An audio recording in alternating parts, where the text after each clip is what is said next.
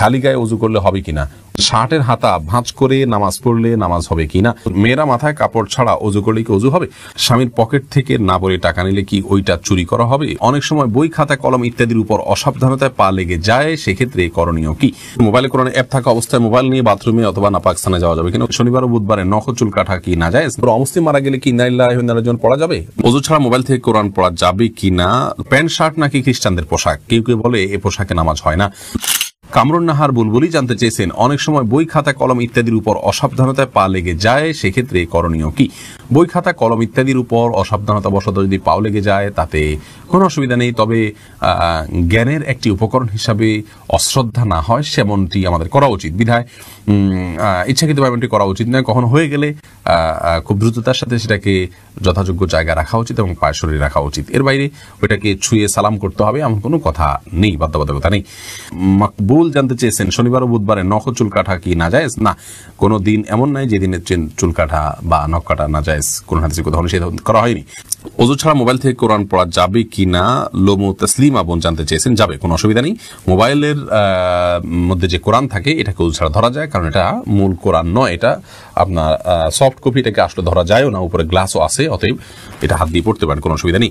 আবু জাফর জানতে চেয়েছেন, pant shirt নাকি খ্রিস্টানদের পোশাক, কেউ কেউ বলে এ পোশাকে নামাজ হয় না,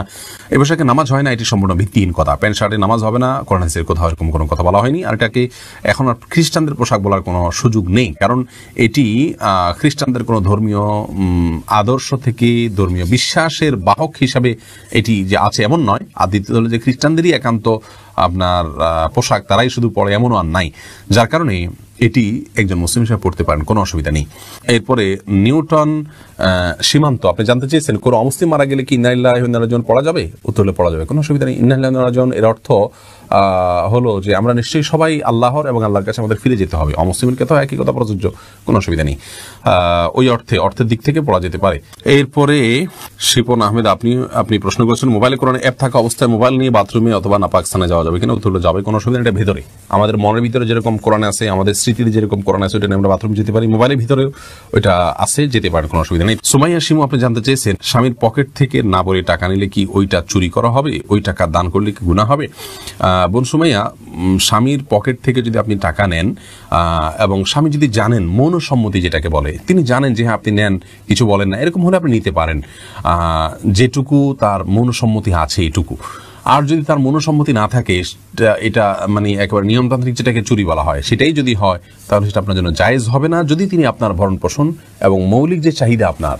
বা আপনার অধিকার, চাহিদা না, আপনার যে অধিকার আছে সেটা তিনি আদায় করে থাকেন, তাহলে সেক্ষেত্রে আপনি তার পকেট থেকে আর টাকা নিতে পারবেন না, যদি তার সম্মতি না থাকে।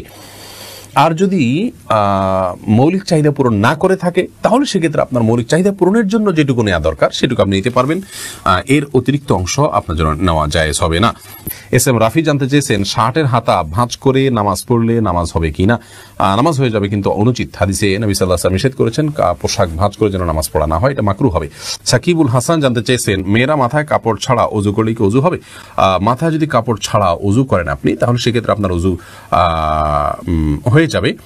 ওযুর জন্য মাথা কাপড় কোনো জরুরি না। এমনি মাহবুব ইসলাম জানতে চেয়েছেন, খালি গায়ে ওযু করলে হবে কিনা, ওযু করার সময় দোয়া আছে কিনা, ওযু করার সময় শুধু বিসমিল্লাহ বলে আপনি ওযু করবেন, বাস যথেষ্ট, আর কোনো দোয়া পড়া জরুরি না। আর মানে খালি গায়ে ওযু করতে পারেন, কোনো অসুবিধা